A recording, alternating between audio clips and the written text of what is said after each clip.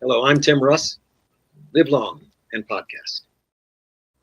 Hello and good morning or afternoon or evening, wherever you happen to be.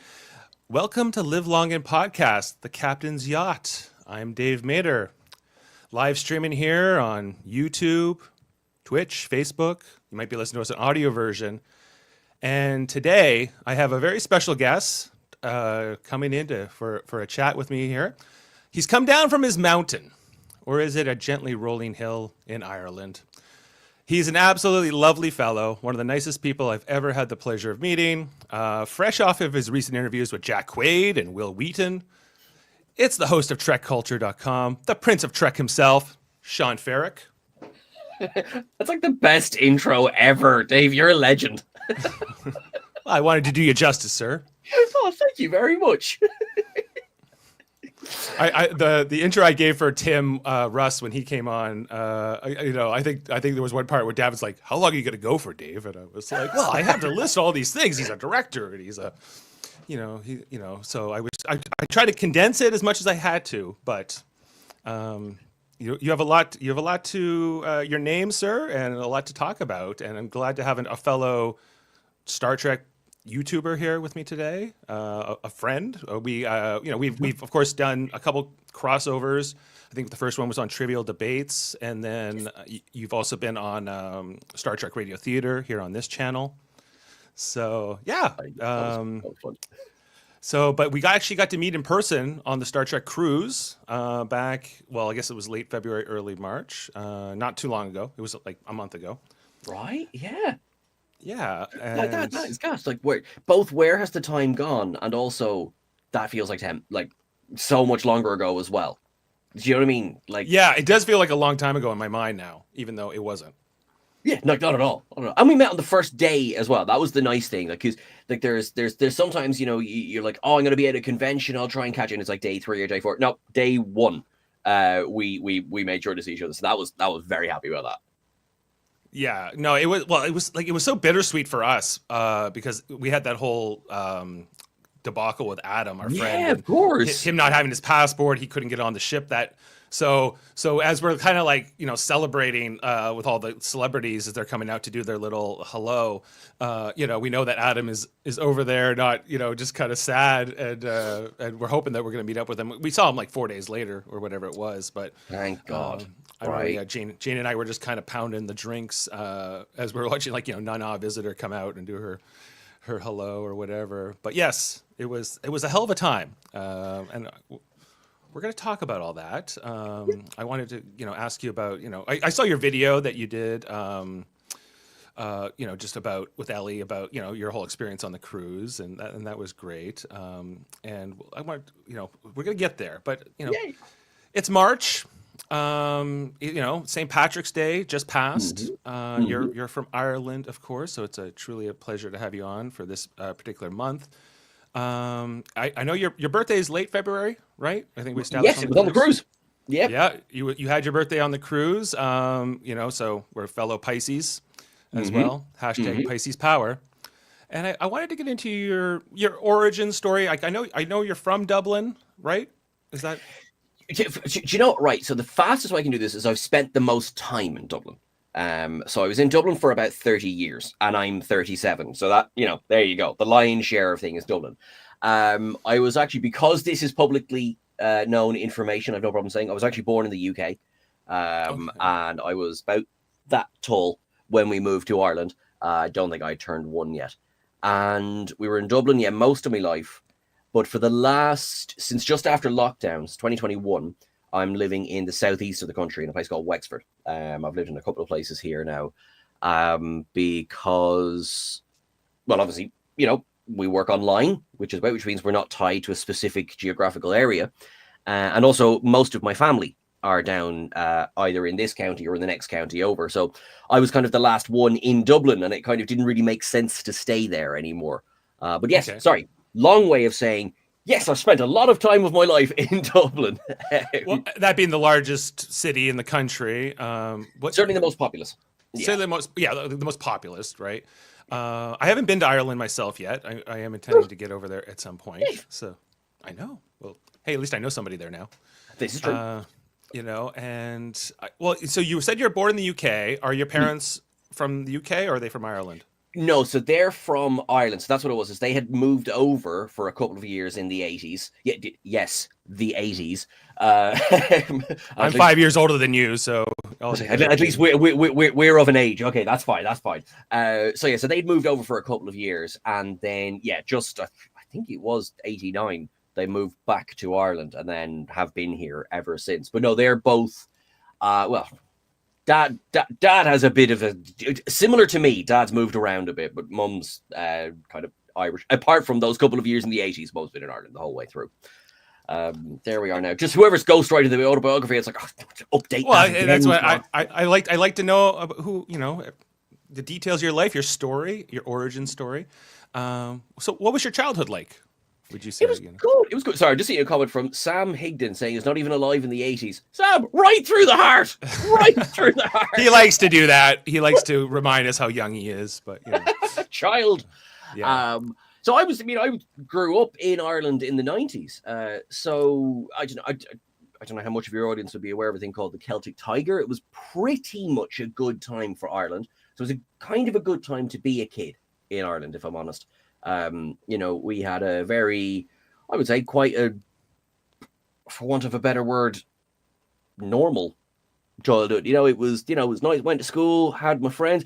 We used to do this thing where we used to, we'd call for our friends. You without specifically naming a time and a day and a chaperone and a theme, you would actually just turn up at somebody's door and say, "Do you want to come out to play?" We used to do that. That was a thing we did in the 90s, which really sounds weird now.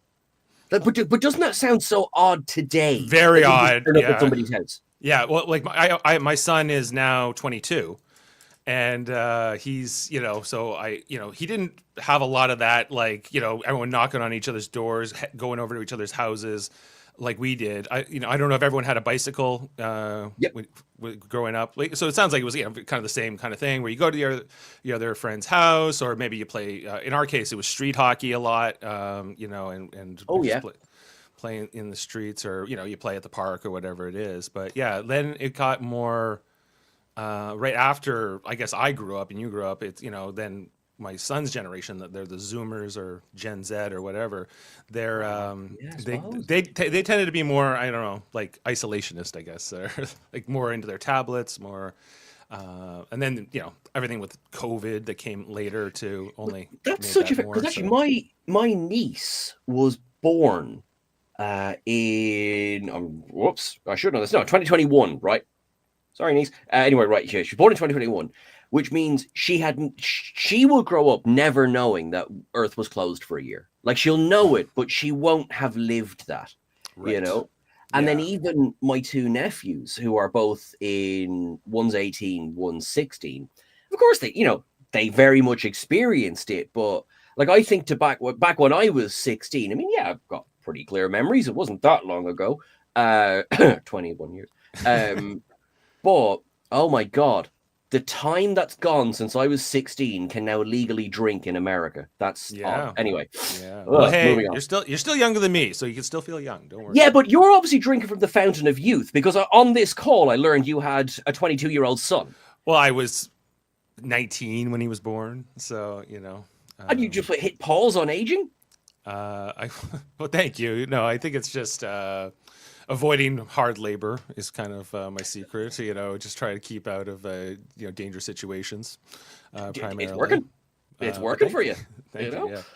Yeah. But yeah, I mean, we had. I'm trying because with the games that we played. So you were saying because you were playing things like street hockey. We would do chasing a lot. We had a game called Tip the Can, which I love. Chasing like playing tag. That's it. Yes, sorry, that's it exactly. Yeah. And you look back and be like, I couldn't run 5 feet. How did these kids run for an hour? You know what I memean? Oh my God, I was one of those kids. We used to do, basically make believe. We'd make up plays in the middle of the street. I did a lot of Jurassic Park. I made a lot of dinosaur noises when I was a kid. I regret nothing. I think that was a good time in my life. And yeah, it was just great fun. And also, like, one thing as well that I still have friends today from my very first like first year of not like preschool, not like kindergarten, because we moved, but my first year of school, I still have friends today from that year. So we stayed friends all the way through secondary school, through university, everything.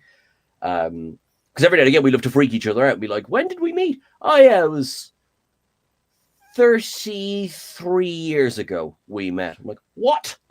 So that's around grade. Well, in Canada we would say grade 1, or something like that. Around that time, like when you're about 6 or so. Yeah. What was my? Because actually, do you know what it was? My first year of school. I don't know if I started early. I know I turned 5 in my first year of school.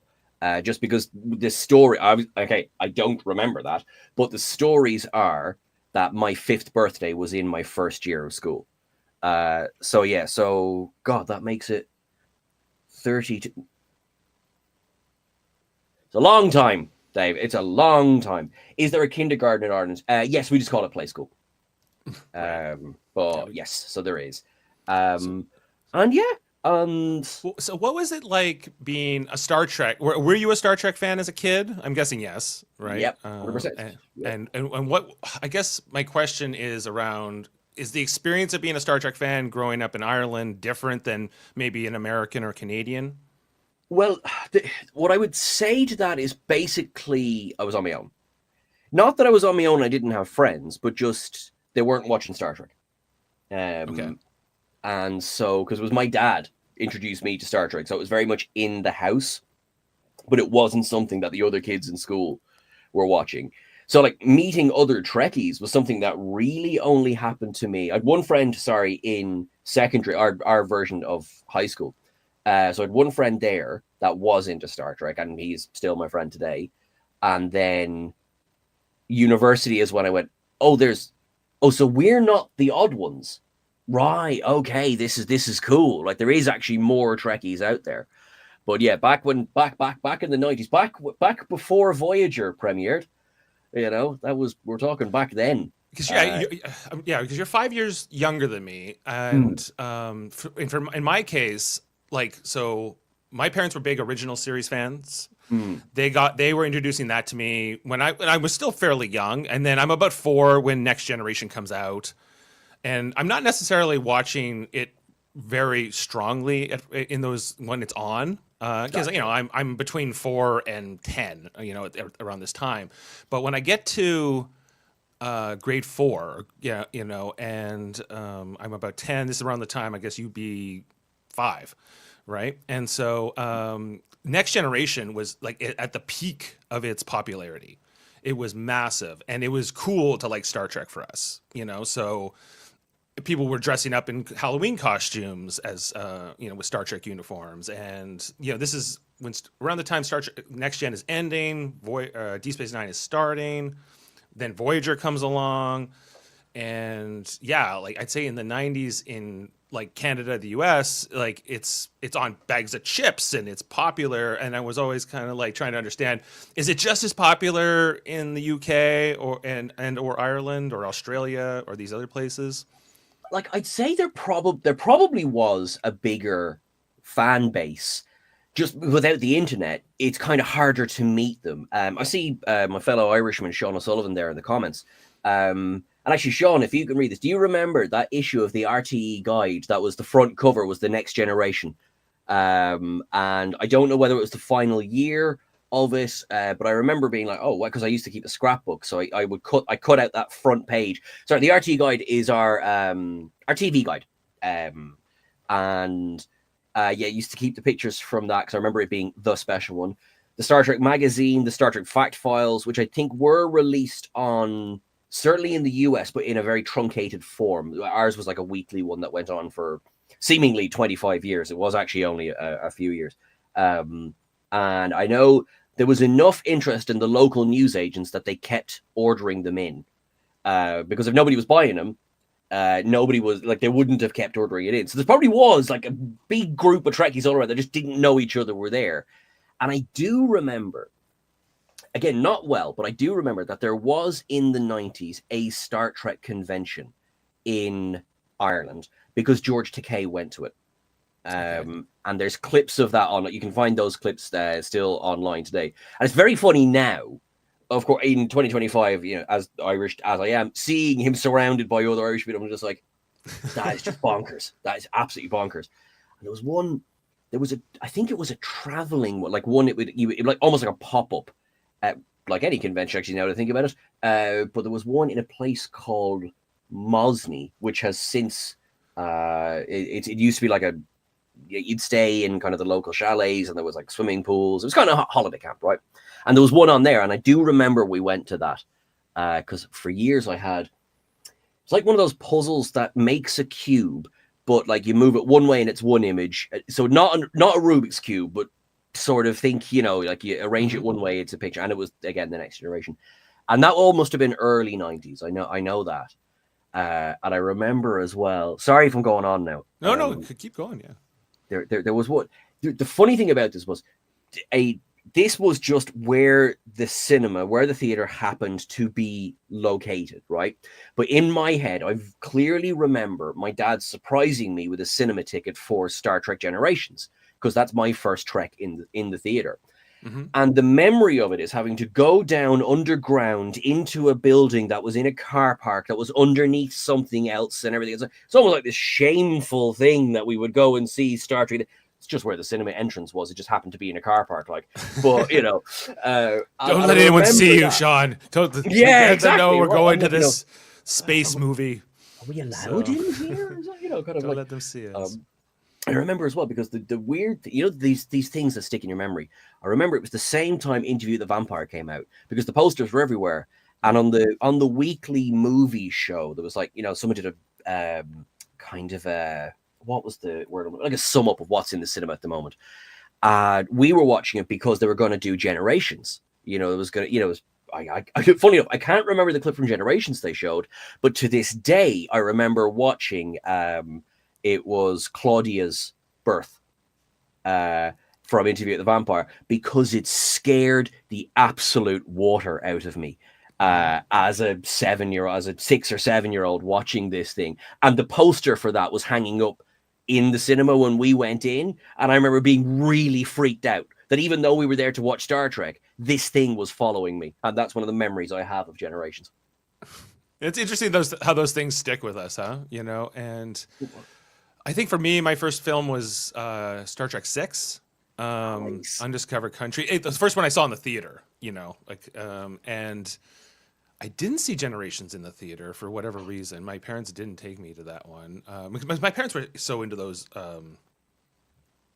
like original cast movies, right? The original series. And then, but First Contact, which you and I got to watch on the cruise together with Jesse Gender, Under the Stars. That was like, I remember being in the theater for that, and like everyone clapping at every name coming on as the credits are coming on, and the cheers and the audience laughing at every moment. And I really miss those days, of that excitement, because we haven't had like a proper film, I guess, since Beyond, right? And right, well, certainly not theatrically. Not theatrically. Like Section 31, I'm not sure what category to put it in. It's kind of like a made-for-TV movie, but it's... I think they themselves are like, no, it's a streaming... So it's kind of funny. Like, for example, we'll do another ranking of the movies, right? And we are going to include it as, there will be 14 movies, but we are making the caveat that we probably should be looking at this the same way you look at Best of Both Worlds, Dark Frontier... things like that, because it's a 2025 version of a made-for-TV movie. The budget certainly reflects that. I think they've gone on record and said that. Sure, yeah. And I want to get into that too a little later on. Before we move off of, I guess, your origins, growing up in Ireland, I kind of wanted to ask you about just Ireland and what it's like being Irish, and if there's any connection to what it feels like to be Canadian. And in terms of Ireland, of course, is very connected to the United Kingdom, right? But is a separate country. And it's definitely a separate. So before the comments flood you, so you're right. It is a separate country. And thank you for making sure that's what, because it's quite funny, because even today I will get comments going, "Aren't you part of the UK?" Nope, and we haven't been for about 100 years. But we are, of course, very tied in. For example, both governments have quite a good relationship overall, which is good for me because it means it's free passage, which is great. There's no such thing as border. Yeah, crossing. You can move back and forth, and you can work in either country. Yep. Yes. Whereas we don't have that with the States. You have to get like a visa or a green card, or the equivalent in Canada.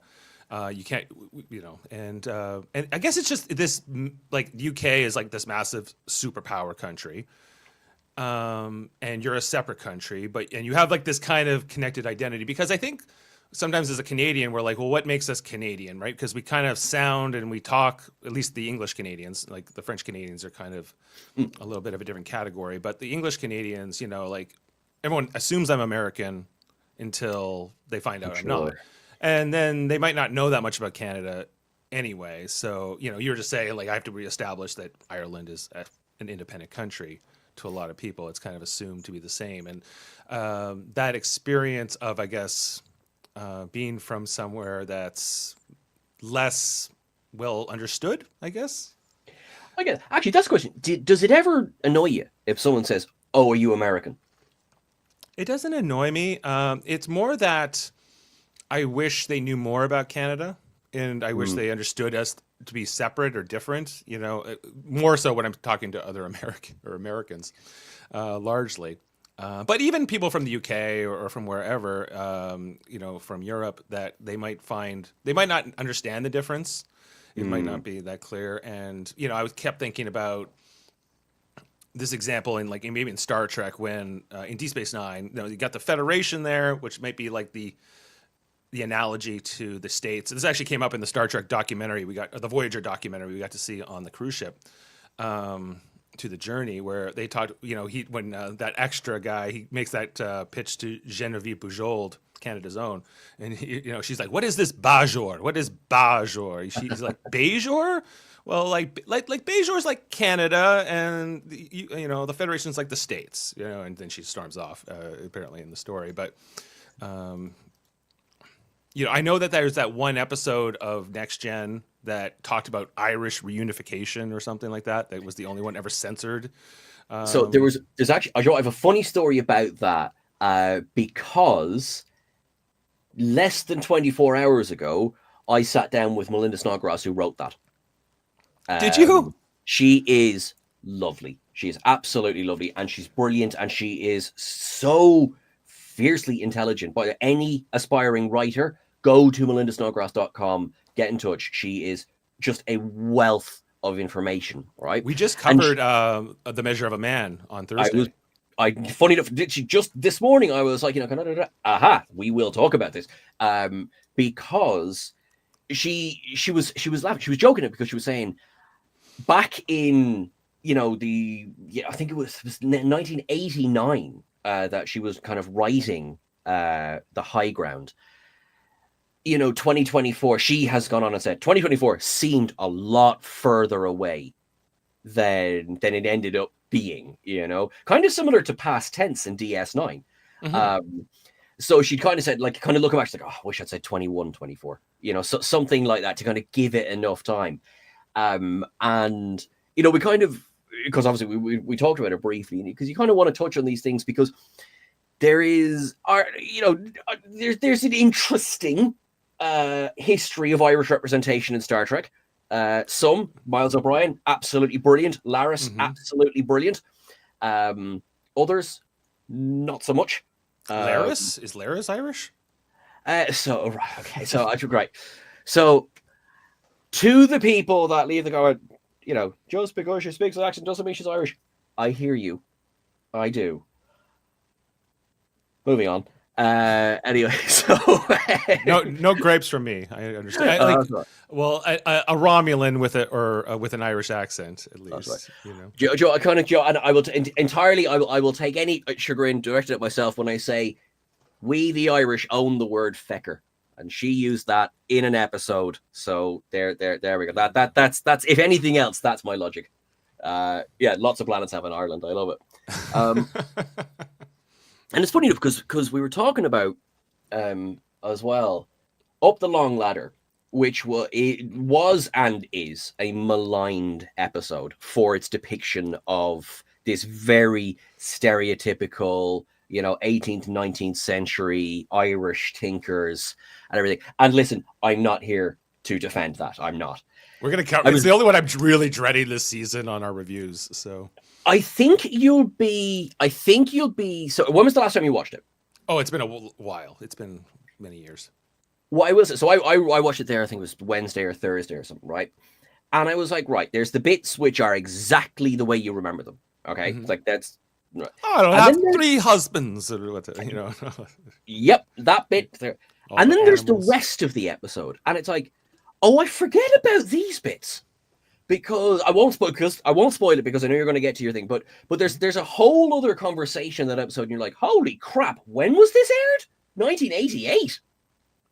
Okay, 89. I think they they got dated away, or this was. Oh, actually, that's a good question. When it was aired, because I know it was written 88 because the season 2 gets hit by the the writer's strike. Oh, yeah, and that's how Snodgrass got on the got her Yep. first script in as well. Yeah, actually, yeah, of course, this is all completely fresh in your mind with Measure of a Man. And something I kind of blanked on as well. I realize we've gone so on a tangent, but the last thing on this is It's okay. I've taken you on the tangent. It's all right. I've forgotten how much season 1 of Picard is a sequel to The Measure of a Man. Very much so. Yeah. And Bruce Maddox, all of it. Oh yeah, like there was like, hey, what if we sequelize this particular episode? Which I don't know. The first season, I like the original episode better. I like the original Maddox better. I got my own opinions there, but the thing that confuses me about that is I don't think Brian Brophy was ever approached. So no shade at all to the new actor. It's nothing against him, but because Brian Brophy, he's still working and he's teaching acting. So that's the only thing I just wasn't sure. Because initially when you're watching the episode, you're like, oh, I presume he wasn't available. Because you've got obviously Patrick Stewart's back. Do you know what I mean? Brent Spine. You have brought Michelle Forbes back eventually too, and right? Yeah. Now that was a different team, but and that was the point. I think the different team was like, we're gonna go back. I mean, they got, sorry, spoiler for season 3 of Picard, flippin' Moriarty came at you. They brought him out. Yeah. So that's why I was just a bit confused. And again, it's not a word against the new actor. It's nothing against him. It's just like, I was just wondering, what is the rationale for that? But yeah, okay. So anyway, as a child in the 90s, it was pretty good. Yeah. Okay. So then you go off to University of Dublin, right? UCD, University College Dublin. Actually, spot on. Yes, University College Dublin. Yep. And you take marketing, or what was your? No, I did. Much later on, actually, during COVID, I did a diploma in marketing, but that was much later on. No, back in 2006, when I started at university, which is bonkers to think it's not long ago now. I did English and history as a joint major. So I have a Bachelor of Arts of English and History, which was my first degree, and that was a 3-year course. So the first year I was very, very disciplined. The first year was very, very good, because you go to university, which means you go to the bar. Right. So that's where I went for my first year of university, and rightly so. And the second year I stumbled into UCD DramSoc, which is the Drama Society, and now I hit every deadline. But somehow it was more difficult the second year. Suddenly I was like, oh, I really should have started that earlier. And mornings got a bit later, that kind of thing. So my kind of university experience started in second year as opposed to first year. Got it. And continued on into third year. But yes, I finished that in 2009. So when I was 21, I finished my degree. Took a year out and went back then and did a master's. Same university, I did a master's in creative writing. Okay, and was that? Would you have the intention of becoming a writer at that point? Was that sort of your aspiration? I was at that point. It was definitely a serious aspiration because for my so kind of the landscape of the world was a little bit different in 2006. Back then, there was a first time grant in Ireland that when you finish secondary school, basically your fee, not your admin fees weren't, but your college fees, your university fees were waived if it was your first time going into third level education. So what you would get with that was you would get lecture halls full of about 600 students who were there to do English or an arts subject as well. And just before it seems like I'm writing people's career off, I'm not. This was my experience, right? That it was like, I enjoyed those subjects in school. I'm going to do that because I think in 2006, at least for a while, it was more or less expected you would go to university. It was just like, it was never, well, not never, but it was more or less kind of like, if you were on a certain path, yes, you would then go to university as well, because then it was so much easier to do than even now. Because in the 3 years I was there, those admin fees that I said were, they weren't option. I mean, you still had to pay them. I think in my first year, it was something like a couple of €100. And in my third year, it was something like €1,200, which at the time to me was like, I thought you said that college fees were free. And now you're like, oh my God, what is it now, like in comparison? Do you know, or roughly? More. I don't have the number down. It's more. It's definitely, it's more of a barrier, and it's an ongoing conversation because financially people are being stopped from progressing with their education, which didn't used to be the case. Okay, which it didn't. It's certainly not as much. There's always been fees, and this was all, of course, this was pre the crash. Crash happens 2008. And then, so I was already in university at that stage. And in fact, I remember where I was standing when I realized the crash had directly affected our house. But yeah, so that was in UCD. I was very, very, very, very, very fortunate for my master's because so once you've done a third level, that was it. You'd used your grant, or you'd used your, I'm going to call it, your ticket or whatever. Okay. That was gone. Okay. But it didn't preclude you from seeking, if you wanted to advance, you couldn't then do another same level degree or something and you couldn't get a grant for that. You had to pay for that. But if you wanted to go up a level, for example, a master's, you could then apply for either a local council grant or there's more, there is government grants. And I've no problems. Like, that's how I got into my master's, is because I applied for a grant. So you have to get accepted on the course to apply for the grant. So I got accepted, applied for the grant, and then thankfully I was able to do my master's that way. And my master's was a 1 year. I know a lot of summer, they can go on and on and on and on. One of the reasons I was content to stop at master's was I'd just done something like 17 years in a row of education. I was like, I think I'm going. You didn't want to be Dr. Ferrick? I remember certainly thinking about it. And then I was thinking what I would need to do to become Dr. Ferrick and in what. That was the other thing as well, because it took getting to university to go, oh, hang on. Well, first of all, my first realization, because remember, I'm only a child. I'm 18, but I'm a child at this point. I'm like, oh, so a doctor doesn't necessarily cut people open. Okay, that's cool, And then you're like, okay, I could be a doctor in writing. And then you look at what's required of it. And you're like, yeah, master's pretty good. I'm good. Yeah, I'm happy out with that. That's fine. Sure. And so you had mentioned you had stumbled into the drama department during your undergrad. So was there a connection there? Like, okay, I'm going to come back. I'm going to do my master's in writing, and I'm going to become a writer for screenplays or for the stage or something. Or was it more like for literature? So I did the master's for prose writing, but that was sort of, so over the course of the 4 years, so I took a year out between the two. So over the course of the 4 years, I was playing about with writing stage plays. I will be honest, I've never really had an interest in screenplays. I've never really had any. I've tried my hand at radio plays, but not screenplays. Nothing against them, just hasn't piqued my interest, right? Mm-hmm. So I was trying stage, and I vividly remember, right? I'd written a stage play, and we performed it. It was brilliant because, again, the drama side, lots and lots of fun. For all of the stress about it, it's so much fun. That's why people keep doing it. And we put on our show, and I remember a fella I knew from a writing group years before came to see it the first day, and I was very excited. And he came up to me afterwards and I was like, what do you think? And he went, you should watch more plays. And he walked away. And I was like, I've never forgotten that, but it wasn't bad advice. Not exactly phrased well, but it wasn't bad advice. And then I did. I watched more plays and I read more plays and I got a bit more of an understanding and did that. But my interest was prose. And so I was, I was working on that novel. So I was working on the novel for, God, it seems like my whole life. I think it was about 3 years I was writing it, and got it finished during the Masters, because I'd kind of set, right, if I'm going to do a Masters, the least you can do is flipping finish this thing. So I did that, and which is now available on Amazon. But got that done, enjoyed / bled doing that, but it did teach me a little bit more discipline.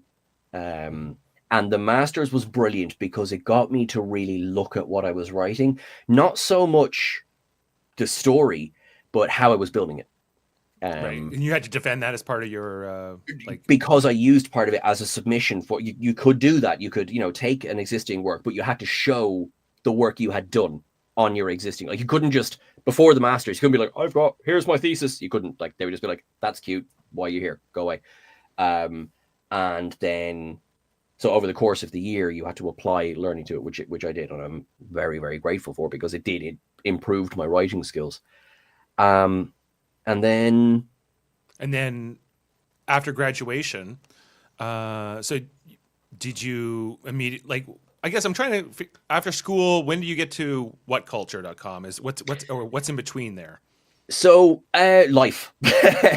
So I move out of home for the first time in 2011. So relatively not that long ago. And it's kind of, you kind of, the things you are aware of, but you're not really aware of until you have to deal with them. For example, the electricity bill. And, oh, hang on, if I don't do anything, my dinner doesn't just appear on the plate. Right. You've got to go and so that comes up. So what comes with that is, you have to work. And at the time I was bussing tables.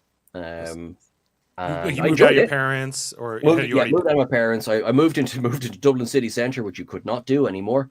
You'd want to be on serious money to live there now, but at the time it was still just on the side of affordable. We were living with a couple of people, and did that for a few years. Did that while I finished my Masters, and then I moved from there to another restaurant, and then I moved out of hospitality. Funnily enough, just because I knew I didn't want it for my career. Now, I didn't know what I wanted my career to be, but I knew I wanted a little bit more structure. I have since rethought that, but at the time I was like, shift work doesn't suit me, and I'm working till 10 o'clock at night. I laugh thinking that used to be a late night.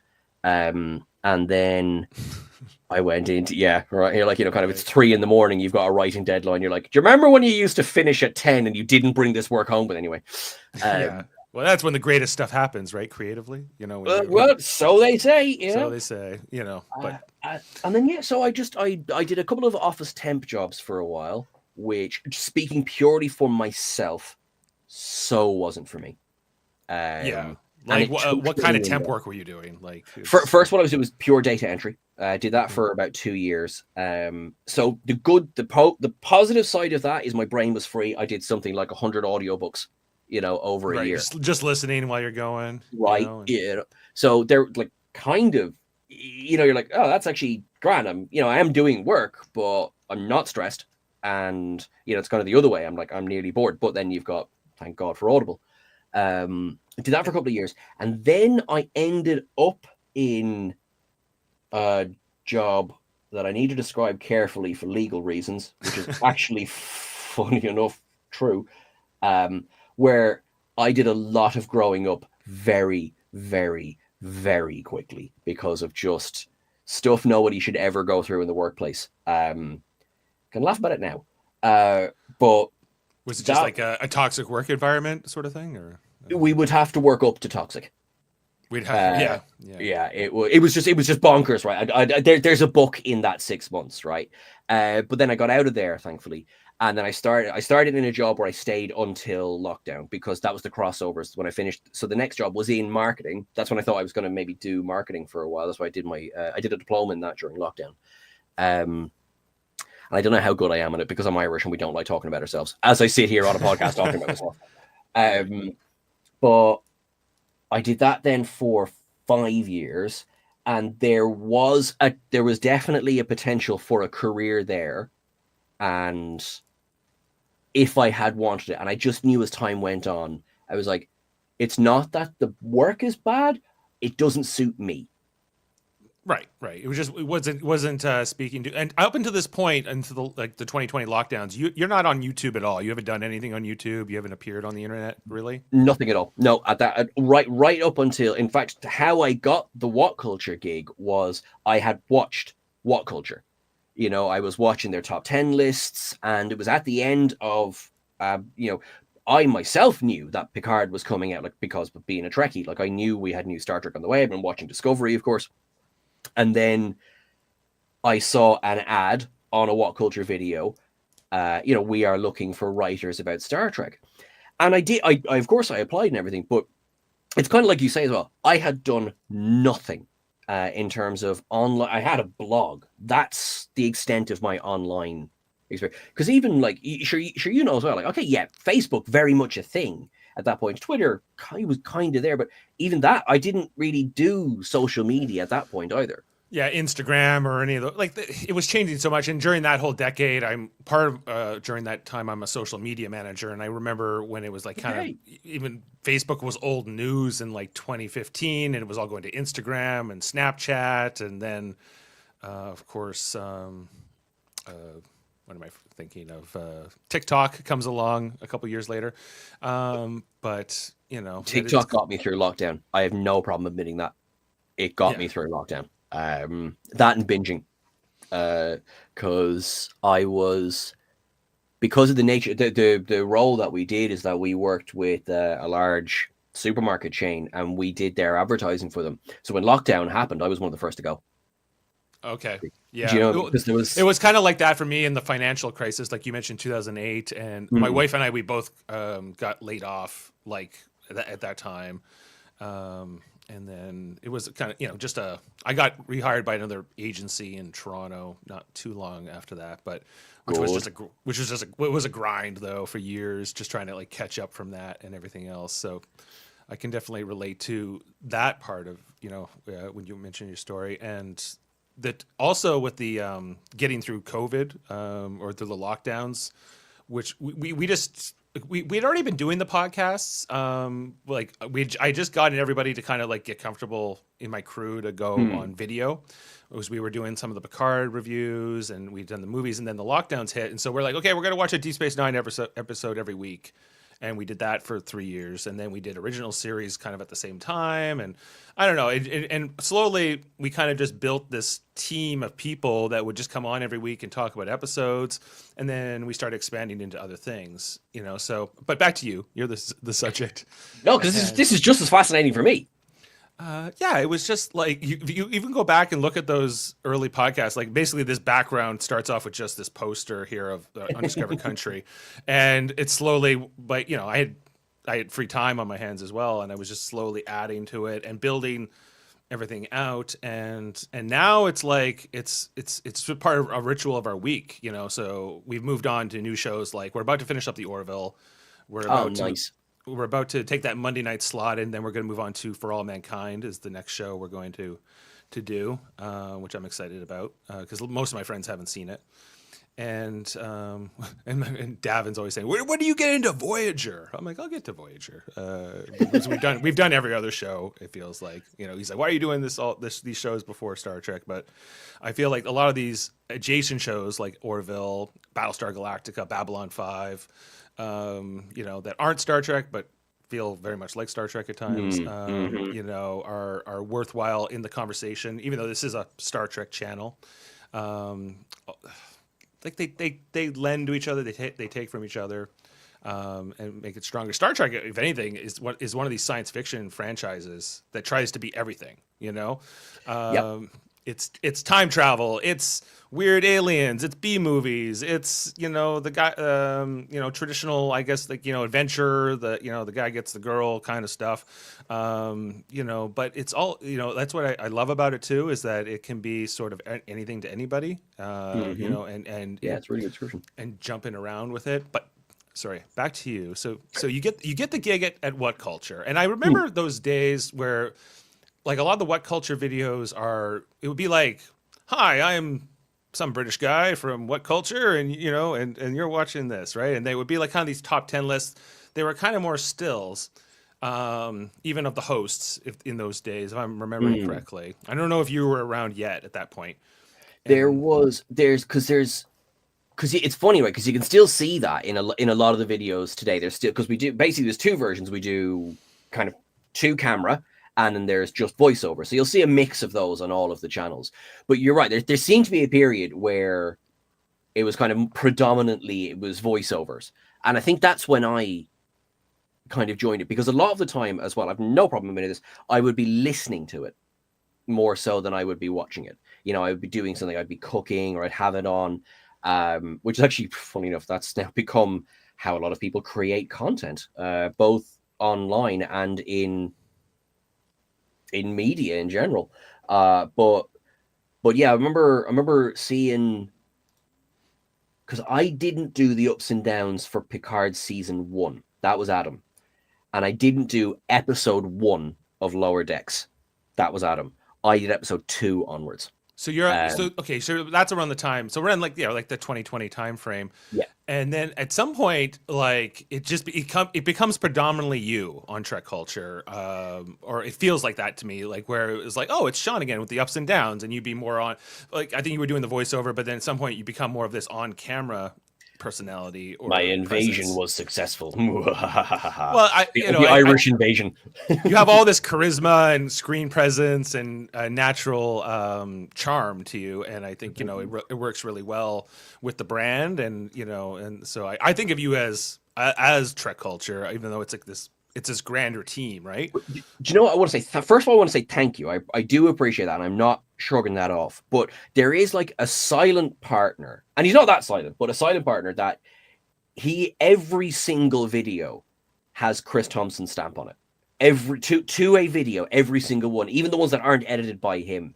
And it's really interesting to me because when we're at Vegas, no, not Vegas, sorry. We've been at a few events together, and I was like, and somebody would be lovely and say, like, I enjoyed your video. They'll say to me, and I say, thank you so much. This is Chris, and they'd be like, I'm like, no, you don't understand. Chris is Trek Culture. Is he Trek Culture or What Culture? I guess he was What Culture, and now he has managed Trek Culture since pretty much its inception. Adam was there right in the very beginning.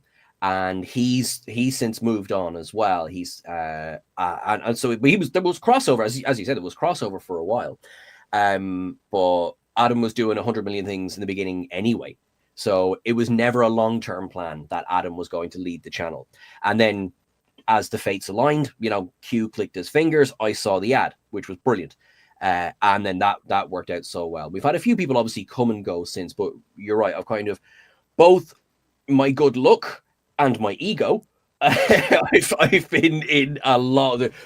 We did a jot up with them the other day. I'm in like something like 500 videos, which is crazy. When you like I'm like, oh, he's put out another video. And especially since the cruise, it's definitely been popping up more in my feed than it used to, and yeah, probably because I'm checking you out more with the bells now on and things like that more, and so genuinely, thank you so and much. I was always watching like after the Lower Decks episodes or things like that, but obviously getting to know you in person has been great, and it's I'm like, oh well, Seán's doing this video, that video, and in conjunction with Chris Thompson, so you're doing a great job. Thank you so much.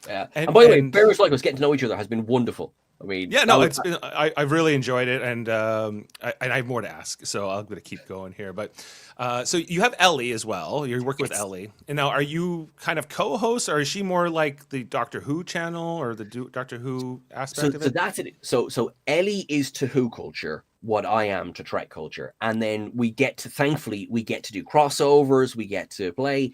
And then the funniest thing of all was we knew Ellie liked Star Trek.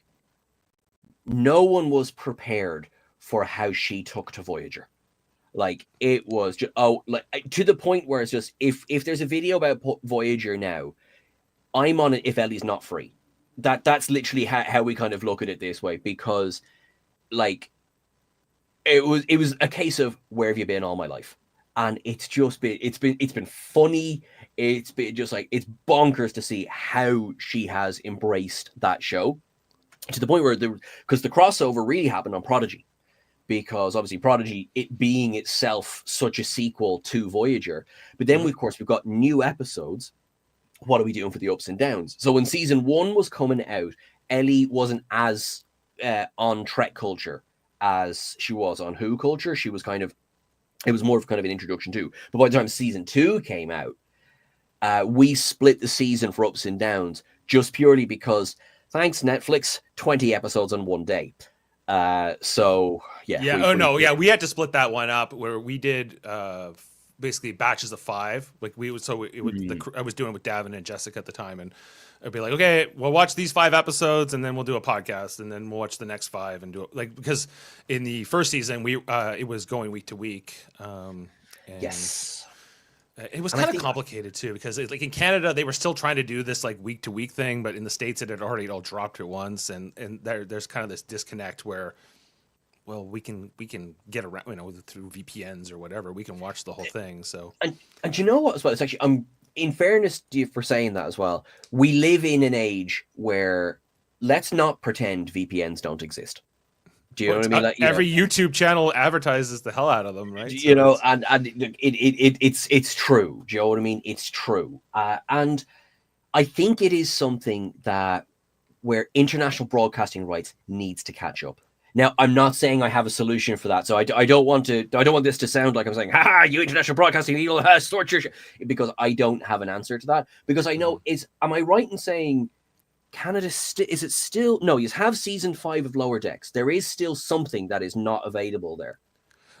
We got season 5 of Lower Decks because the rights are owned by CTV, which has this other like sci-fi division channel sub brand, and they technically have the rights, but in the States it's Netflix, or in the case of Prodigy, or what, depends what it is. But so in that particular example, with the schedules being different between the two countries, because CTV wants to air it on their sci-fi channel, but sure, it's if the Americans are doing a different model than us, like with the broadcast, it doesn't. As a fan, you're kind of like, ugh, that's not, as a Canadian fan specifically, you don't want to really mess around with it. So I felt like I feel like a lot of my Canadian Star Trek friends, they have just not seen, certainly season 2, mostly because of that, Which is just, I mean, I know you know this well. It's heartbreaking because, and I'm blue by saying this, season 2 of Prodigy is one of the best seasons of Star Trek that has been out in years. And I know that sounds like, okay, Sean, I mean it. Like, it is a bloody solid season of Star Trek. It's a solid season of any show. And, for the long-term Trekkies, I don't want to give spoilers if people haven't seen it. It's got lots and lots of nice things for long-term Trekkies, but it's also got brilliant things for new viewers. I completely agree. And I can hear Chris Murphy screaming yes from Toronto right now, where he's such a huge fan of that show, and in particular that second season.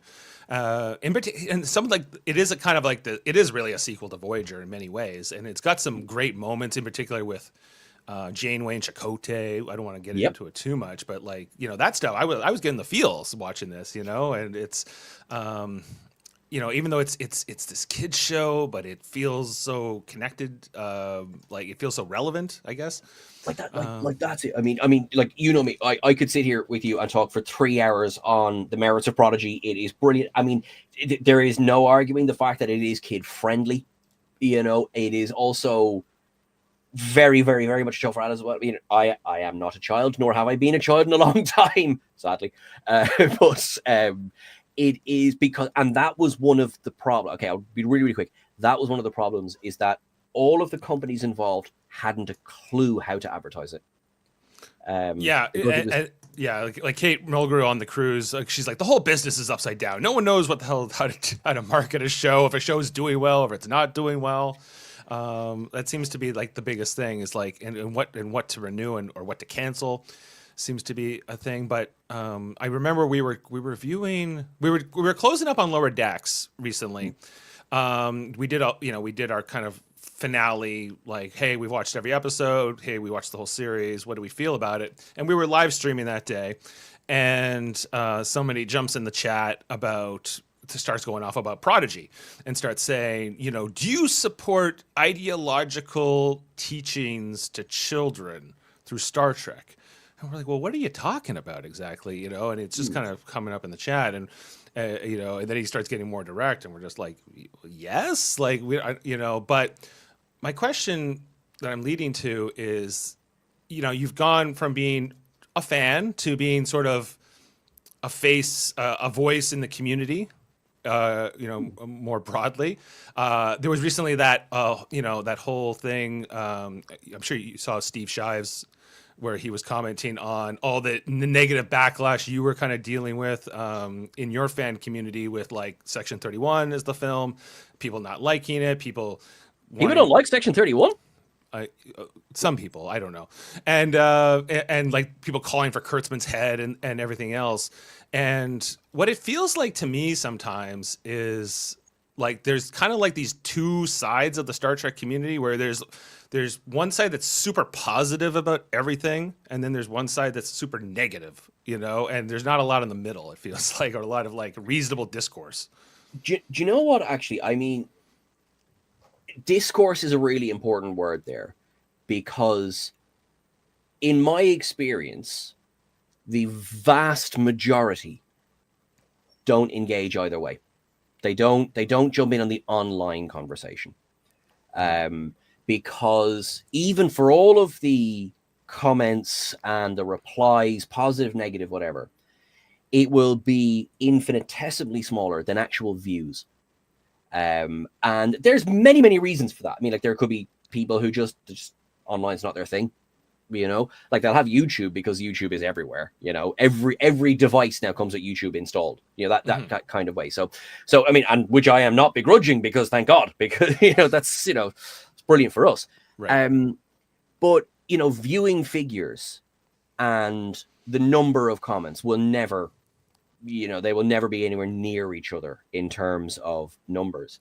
So I think with the whole Section 31 furore, it was one of the first times, I think, including the very balanced and reasonable discussions around Star Trek Discovery that have been happening since 2017. But including that, it's been one of the times when it was as stacked on one side, with people who might have really enjoyed Picard, Lower Decks, Prodigy, Strange New Worlds. It seemed to be, it was far more stacked. Which, by the way, and I've said this and I'll say it again, if you didn't like Section 31, no problem. Have a look at our ups and downs. I don't want to give spoilers away, but we lean one side. You know what I mean? Right.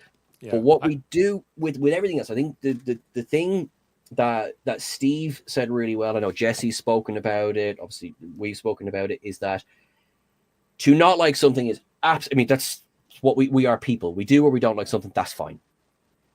The problem with the discourse around that was how nasty it was, how targeted it was. There was people, if you talked about Section 31 online, you were a target. And that was, we're people at the end of the day. That's draining. You can ignore comments as much as you like, but when you're having to scroll through whatever, and I'm not trying to play the tiny violin, it's nothing to do with that. It's that it was, I think it was surprising to us because it was the first project where it was so stacked.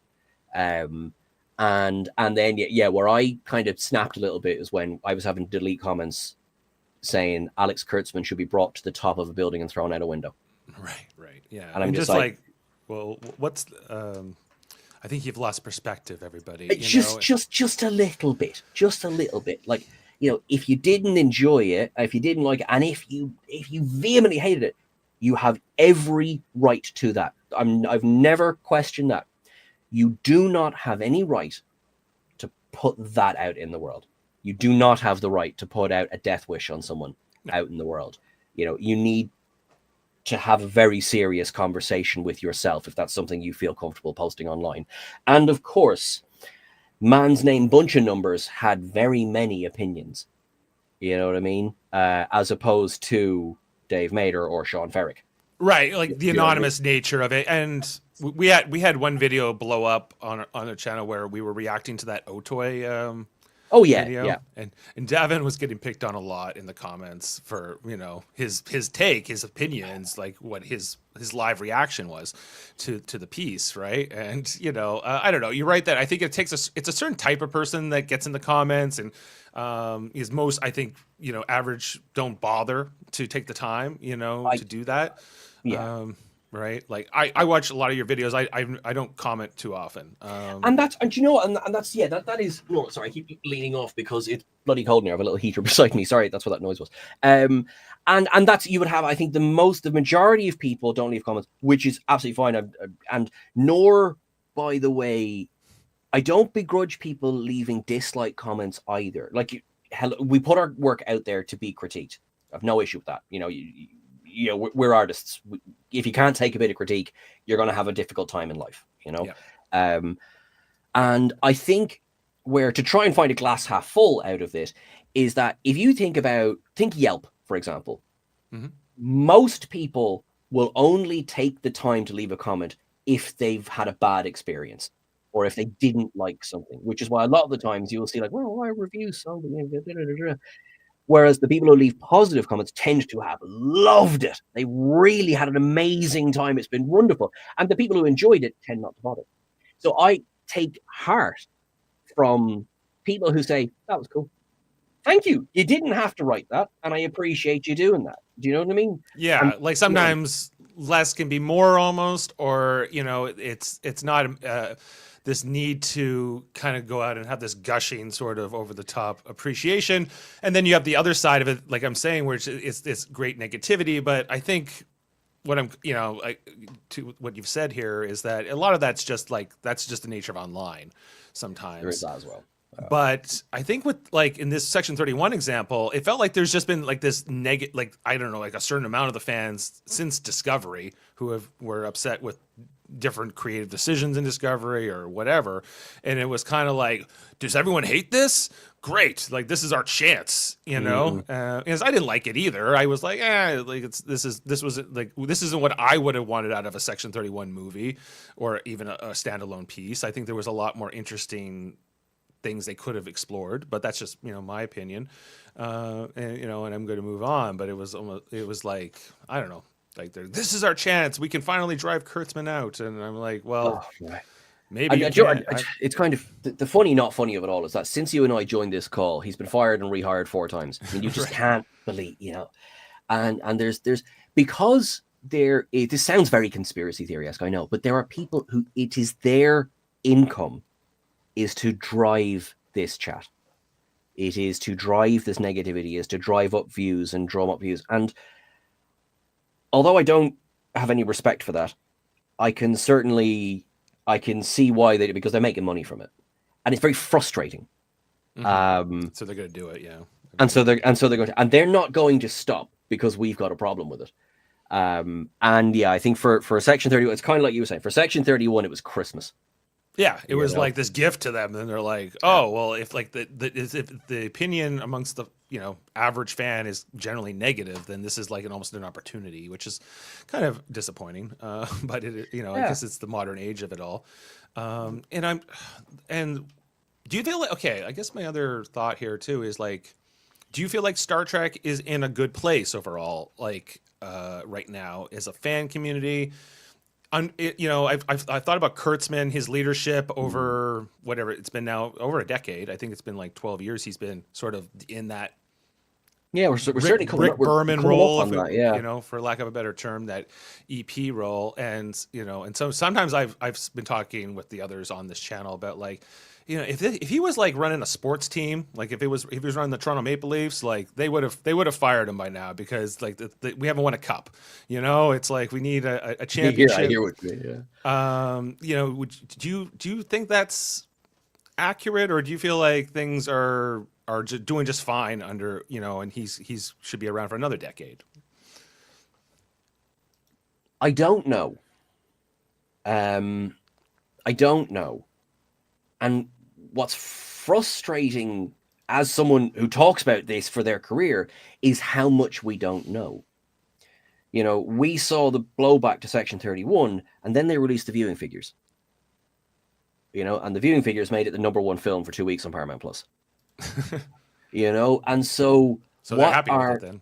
So I mean, if my sole concern was streaming, then hey, listen, Section 31 smashed it out of the park. Yeah, who cares if they're hate watching it? They're watching it.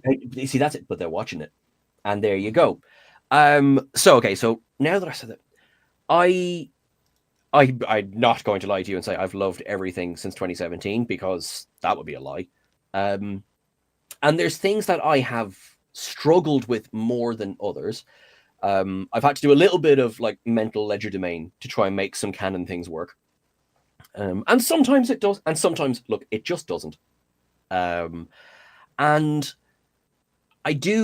wonder, because I'm trying to be fair, how much of this do we go, because yourself, it's a shorthand. It's, Kurtzman. It's like, yeah, but like, he's not writing every episode.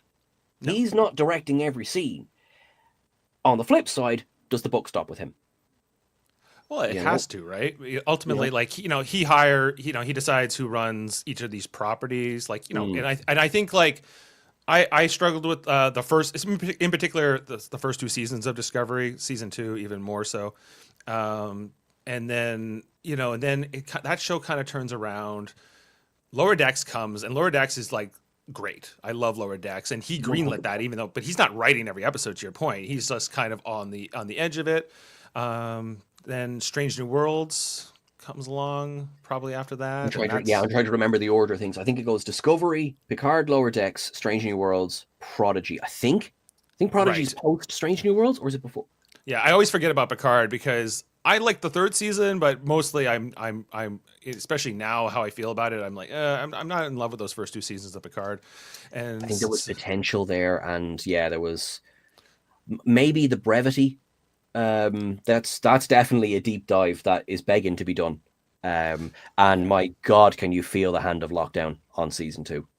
Oh yeah, for sure. There's that too. And there was some moments in season 2 I liked, but by the end of the season I was mostly not feeling it. So I feel like it's been sort of this up and down thing with under his guiding hand. And but it's always going to come back to him because he's like the general manager or whatever, is and that's fair. I think that's fair. That's a point I think is, whereas that's a point that I will agree with. I think he is the GM, and there's decisions I agree with and decisions I don't agree with. And there's decisions that we don't know, because what I wouldn't give to be a fly on the wall in some of those meetings. Absolutely. Like, I know, okay, well, I don't know because I wasn't in there. He didn't do to Prodigy what happened to Prodigy. Paramount did that. He made sure it got sold off. He made sure season 2 helped happen, or it was a part of making sure season 2 happened.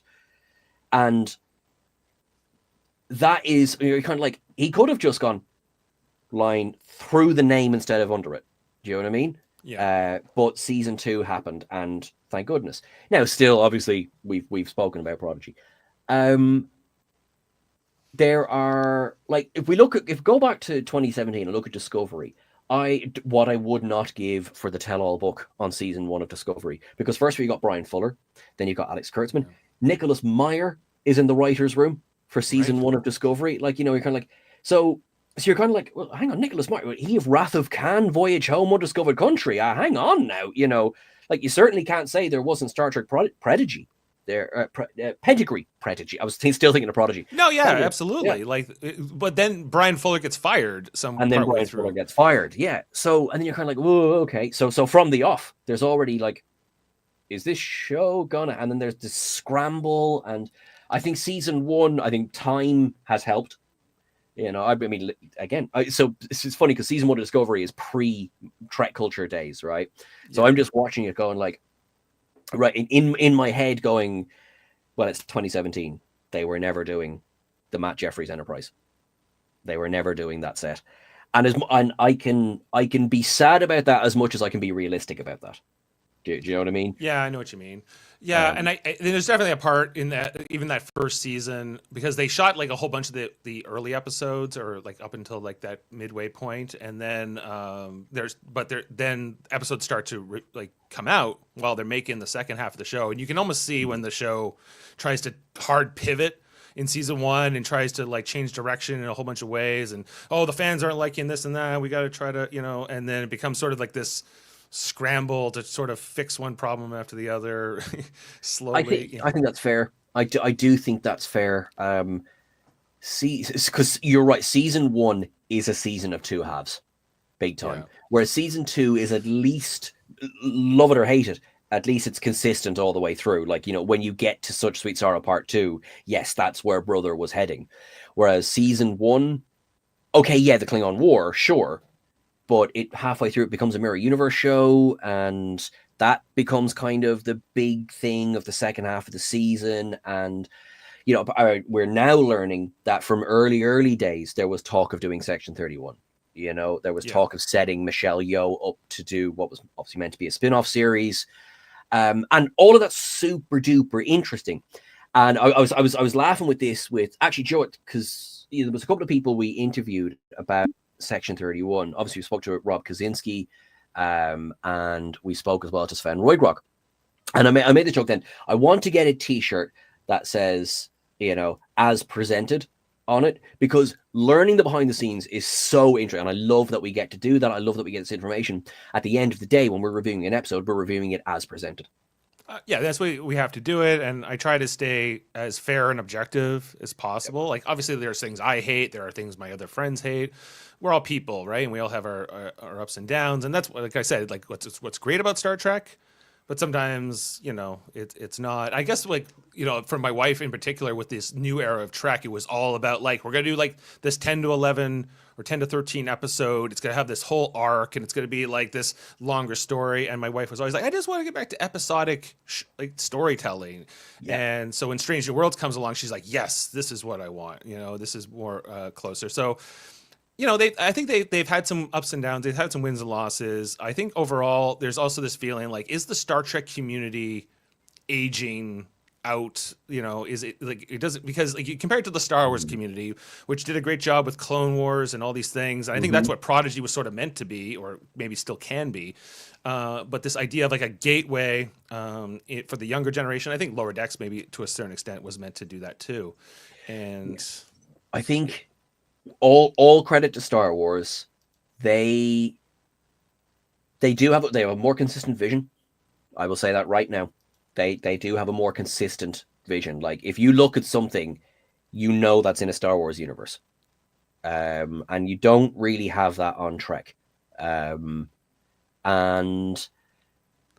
Star Wars is kind of more meant for kids from the beginning too. I think so. I think it's certainly like if you take A New Hope, like, that is pretty simple story, done lots and lots of, but it's funny as well. People are just like, oh God, he's mentioning Star Wars, he's going to slate it. No, I like Star Wars. I do. But it's a simple story. It's easy to understand. You've got the hero, you've got the villain, nice, right? And you've got the rogue, whatever, nice and straightforward. Explain the motion picture to a child.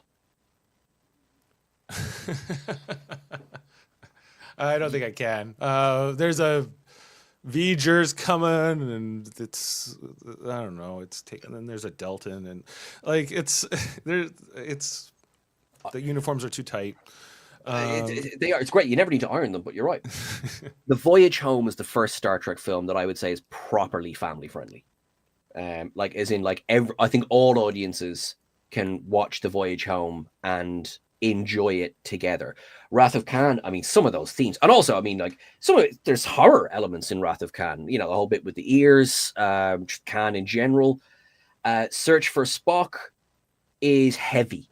Like I was going through it recently for the ups and downs, and I've watched it God knows how many times. But when you're really looking at it, I mean, there are bloody heavy themes in this. And it's great and it's fun, and you have stealing the Enterprise, and that's all fun. And then they kill Kirk's son. Yeah, that's like when the movie really goes dark, right? Right? And, yeah. Up until then, you don't feel that. Well, I guess there's the part where the starship gets destroyed while they're down on the planet.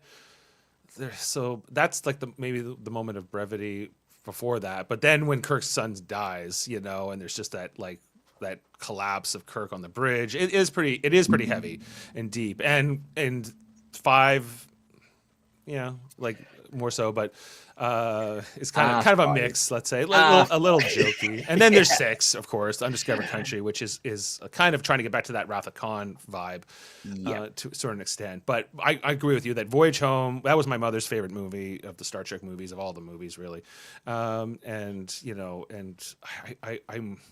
I think that's kind of what Insurrection tried to be to a certain extent.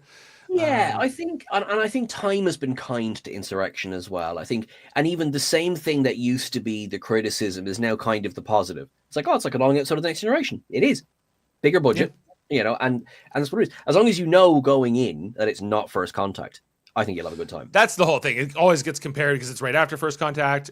I think it's better than Nemesis, but it's not. It's. I think so because I think Nemesis tried to go heavier again, and it just felt a bit tired.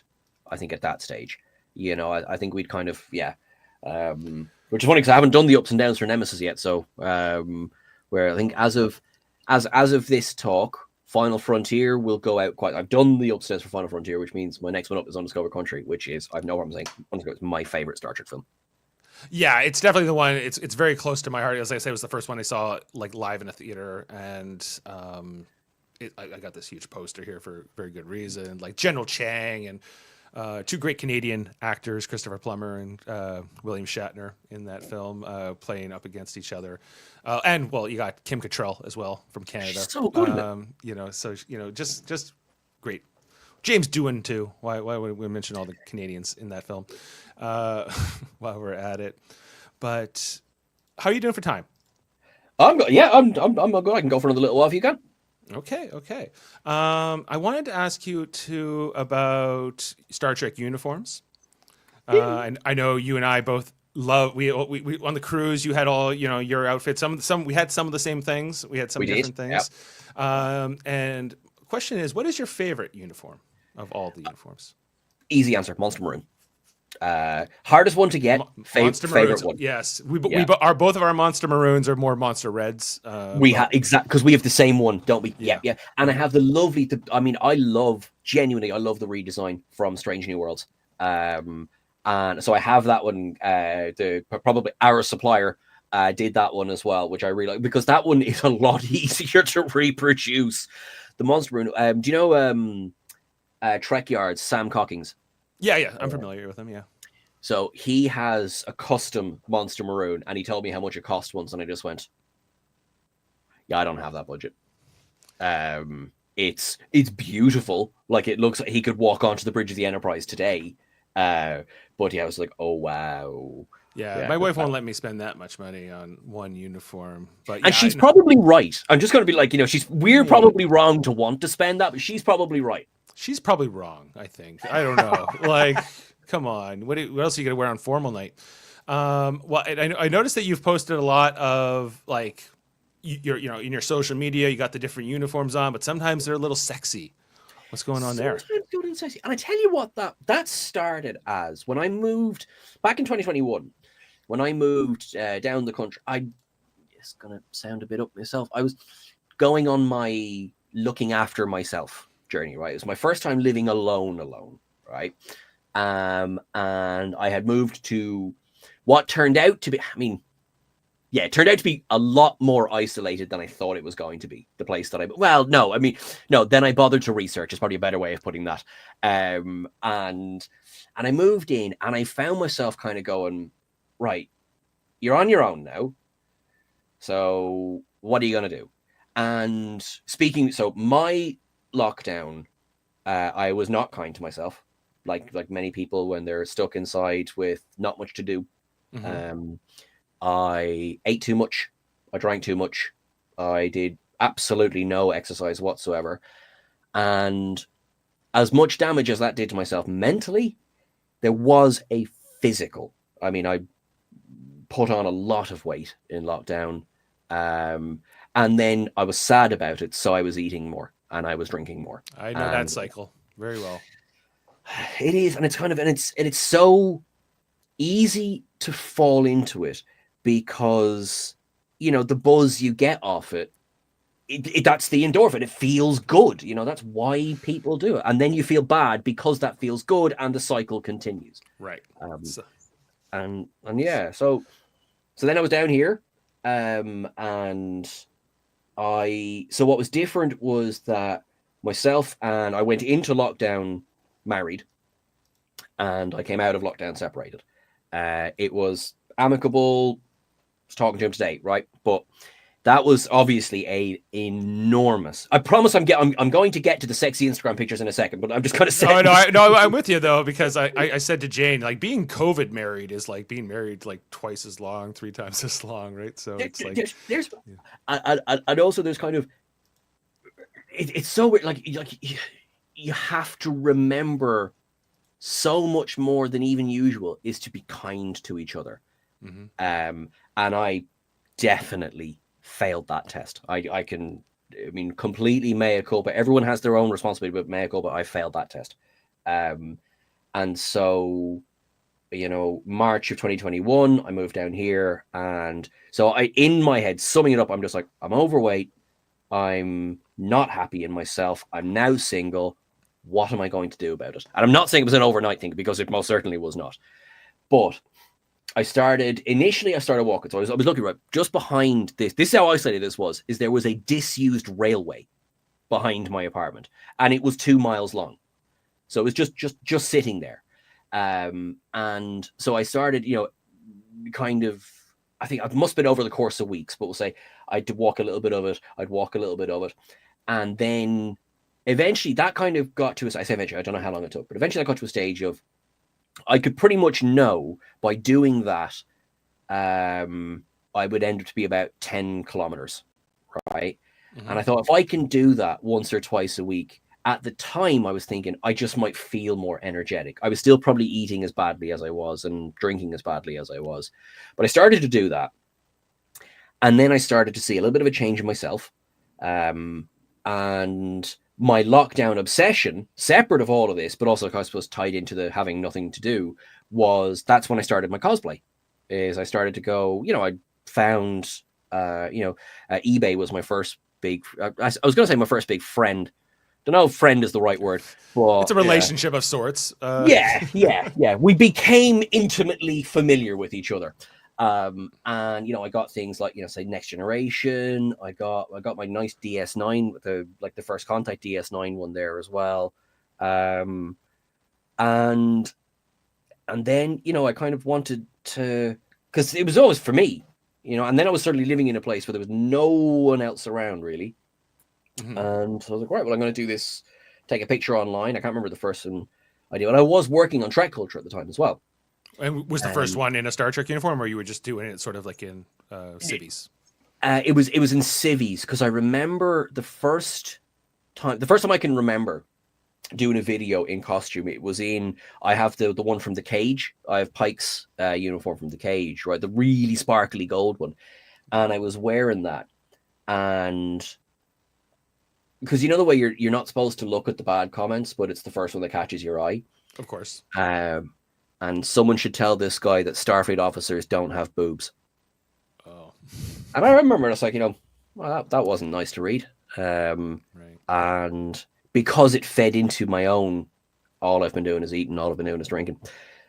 Long story long, So I start doing this walking, I start doing this running, and I lose a little bit of weight. And I post a picture, and the wave of lovely feedback was just like, I was like, oh, that actually feels bloody wonderful. That really makes me feel good. Mm-hmm. Hey, Sean, are you doing this for positive feedback? Bloody right, I was. 100%. Yeah, because it was wonderful. And it felt great. And it inspired me to keep going. So that's my really long answer to I started doing this as inspiration to get up off my arse and get out and start moving and start exercising and start looking after myself a bit better. And that then came with, Sean, you really shouldn't be having to choose between rent and cosplay. Maybe stop buying uniforms for a little while. And then you could tell yourself, well, why don't I buy one a size smaller? Right. Well, this story that you're telling is very similar to my story in some ways. So for most of my 20s, well, for pretty much from the time into high school until sometime into COVID, I'm pretty overweight. I'm well over 200 pounds, if not over 300 pounds at certain times in there. I had a period around 2009 where I kind of lost weight, not fully, but after I got divorced, I ended up putting more weight on. I had that on. Then Jane and I met, and we got married, and I was working like really hard, and I was even gaining more weight because I was just, I don't know, working too hard, not eating right, definitely not taking care of myself. And I hadn't been for a long time. Like I had done little things, like I quit smoking when Jane and I got married, and there was a couple things. But for the first, I don't know, 3 months of COVID, I was definitely kind of doing more similar to what you said. Like I was just eating too much, drinking too much. And then Jane and I decided we're going to go on the keto diet around that July 2020. Which turned out for me to be a really good diet. Like works well for my metabolism. I was able to not be hungry, because I think the first time I lost weight, I was hungry all the time. I was starving and just trying to keep my calorie count low. And I found with the keto diet, I could have lots of calories without gaining weight. And I don't know exactly how many more. It was maybe like 2 months or 3 months after that we started on that I just said, you know what? I want to go for walks. Maybe it was the following spring, because I think we were still locked in. We were still locked down until 2021. I remember, and we were still waiting to get vaccines. Your lockdown was longer. Yes, yours was longer than ours. We opened up a bit earlier. Yeah, and so we were just like, Jane and I would just go for like these 2 or 3 hour walks. I would never been a runner in my life, like really, like I'd never done any of that. And we would just like, I don't know, we got to like get around somebody on the sidewalk. So we could kind of just run past them or something, and I would start, oh, maybe I can run a little. Maybe I can run a little. And one night I just said, I'm going running. I don't know if you've ever seen that Simon Pegg movie, Run Fat Boy Run. I haven't seen it, but I've always remembered the title because it sticks in your head, doesn't it? Yeah. Like it's a great film. David Schwimmer directed it, actually. Hank Azaria and Dandy Newton, very young in that film. Anyway, but like in that film, he's kind of like, he doesn't got it much going on in his life. He decides he's got to run this marathon to impress his ex. And then he gets into it. And it was kind of like, I was thinking about that movie a lot as I would just say, he says, I'm going running every day. And that's what I decided to do. I was like, I'm just going to go for a 6K run every day. And so with the combination of the keto and the running, I started to really lose weight. And then I was like, I got the original series Kirk uniform, I think, for a costume, and I was like, I can fit in this. I don't hate the way I feel in this, was the first time. And now I have the various ones, and so I definitely know what you mean. Like I don't post like the photos you do, but maybe I should start, because I think that the body positivity, I think, is a powerful thing in life. Right. And so it's interesting that we have this other parallel, I guess, I think so as well, because I think like there's a really easy trap for us all to fall in, and it's the trap of our own voice saying not good enough. Mm-hmm. Even there's definitely a day where you run a 6K and you're like, it's fine. Was it like, Yep. you know, you probably could have, or you're kind of like, and you know, part of you is like, you just ran 6K. That's bloody brilliant. You know what I I used to mean? be impressed with myself. Now I do. Because that's my daily is 6K. Yeah, and like, and that's bloody good. And then even though, like, you know, I used to be impressed with myself, you should still be impressed with yourself. But on that, it's like the internal voice is very, very, very, very loud, and every external voice has to get through that one. And listen, I'm not saying that everyone in the world, here's how you fix the internal voices: get a Star Trek costume and go running. I'm not saying it's a catch-all. It's helped us. I feel that into, because I mean, like, you know, the SEXY word is a very weird word to think about even or say out loud. And yet I know what I post online, and it is quite Star Trek SEXY. sex symbol Seán Ferrick. Stop it. But I liked the feedback I got, and yet listen, you'll get the odd comment as well, like you will on anything. Sure. And I've learned to take those better.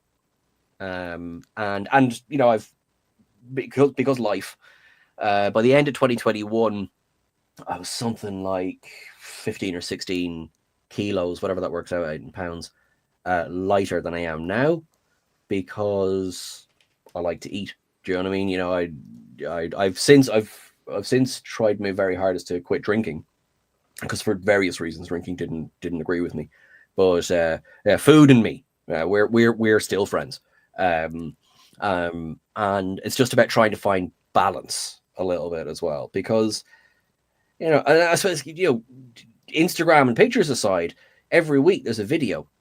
Do you know what I mean? Because Well, yeah, you're on time. camera too, and Yeah. I think for me it was the same thing. Yeah, I was like, I would always be looking like, you know, is my double chin still here or whatever. But I felt that forward progress, and it's, you know, it starts slow and then it, you know, gains momentum, right? And then you know, and now I'm going to do the triathlon. That's my next challenge, to do something different, right? Fair play. Yeah, and I'm going to do a 4-hour bike ride as well this year, but. Lots going on, but That's fucking impressive. Like, you know, like, you know, like a triathlon. That's seriously. Like, that is it's impressive. not an Ironman. It's just a, you know, a kind of a normal triathlon. But, you know, so it's like a 750-meter swim. I think it's like a 20-kilometer bike and 5-kilometer run. So, I after the 5-kilometer run, I'd be like, no, actually, I might do the cycle and then wave you off for the rest of it. Like, you have a great time, good luck, well done, yeah, and I'll meet you at the end with a cup of tea. I think the hard part's going to be the swim part for me. Even though I'm a good swimmer, I have to. It's going to be cold as hell. It's going to be like 16 Celsius in the water, apparently. Is it in the ocean? Is it in a pool? Lake Ontario. Lake Ontario. Okay. So right in front of, like, right where Toronto is, like there's something called the Toronto Island, which is separate from the city, and it's got like an airport on it and whatever. And so we're kind of just swimming across the channel to the island, and then doing the rest of it on the island. So fair play. So is it? I am so sorry for my lack of knowledge here.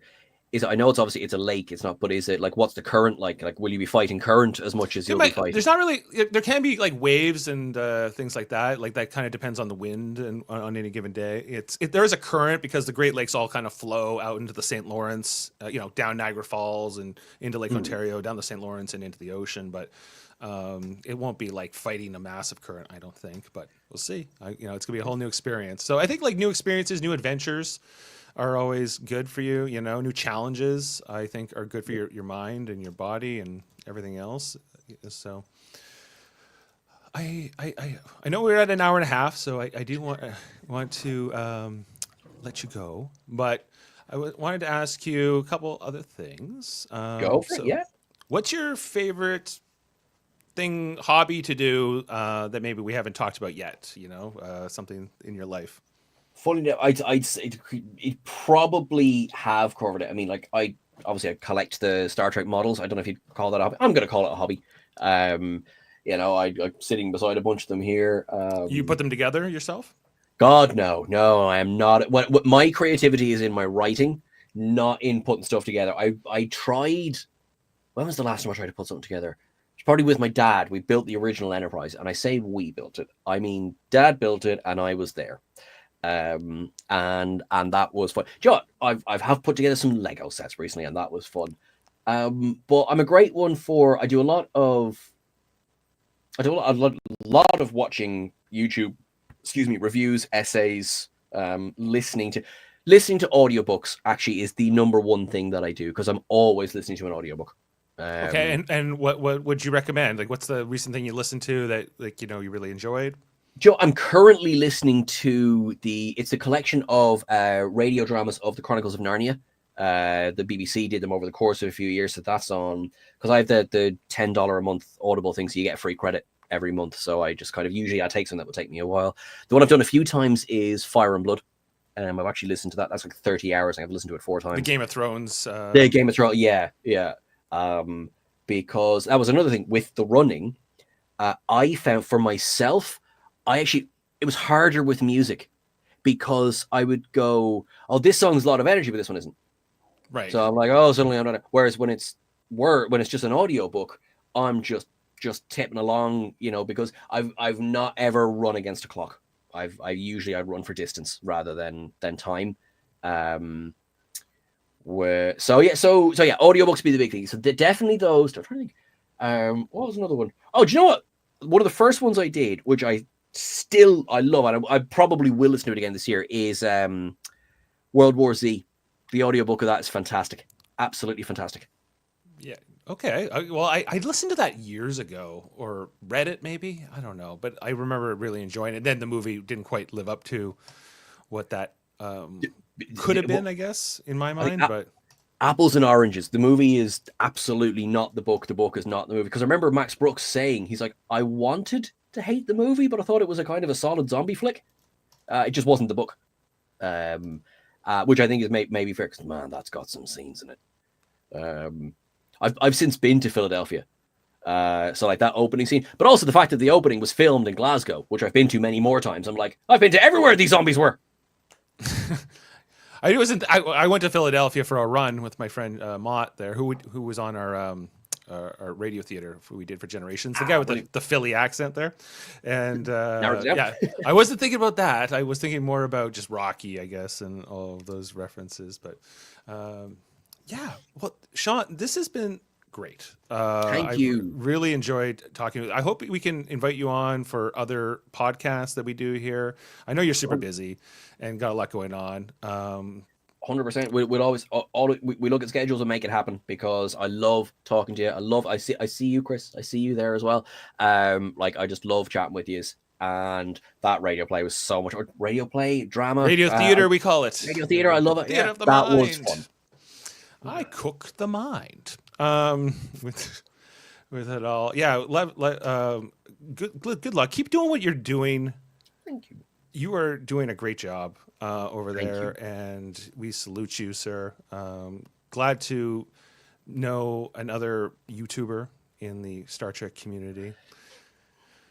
And I'm going to wrap it up here today. How about you tell us where we can find all of what you do and what else you got going on in your life? Okay, so Trek culture, we're everywhere. It's kind of the handiest thing. We're on all of the socials. I think we're the only one, Trek Culture YT on Instagram because we sat on that one. You'll find me at Seán Ferrick and everything. I really should get better at doing this. My books are available on Kindle and hard copy on Amazon. So just type in my name, they'll come up. There's 2 of them there. What are they called? Down to the Bridge is the one I did through my master's, and Shadows in the Stars is my second book. Are they both science fiction? They are. Shadows in the Stars is more traditional science fiction that's out in space. Down to the Bridge is more. It's set 100 years from now, but I only did it like that because I needed time for things to happen. So there's no. It's not. I guess it's science fiction, but it's not. You know what I mean? Like there's no advanced technology, nothing like that. In fact, I was just like, I wrote that during. That's another episode. Yes, I hope you'll enjoy it. It's a good one. I could spend 6 hours talking about that. But yeah, so they're both umbrella science fiction. Umbrella. Okay, awesome. I'm going to check those out. I didn't know that those existed, and so I'm glad that I was educated on all that. Thank you so much. Here. And well, look forward to our next conversation. Worldmind says, love you, Sean. We Love all you love too. you here. You are a true gentleman and a scholar, a true pleasure. And we'll leave here on a quote, to celebrate your heritage and mine, as I am an Irish Canadian. And Sean, would you give us before we hit that, can you just say, I'm Seán Ferrick from What Culture, and you're listening to Live Long and Podcast. That I will indeed. You want What Culture or Trek Culture? Trek Culture, please. Cool. Hi, I'm Seán Ferrick from Trek Culture, and you are watching Live Long and Podcast. You mean hills, don't you? They have gently sloping hills in Ireland. No mountains. No mountains. What do I know? After all, you're the mountain man. You're the mountain man, Sean. We'll see you next time, everybody. Thanks a lot.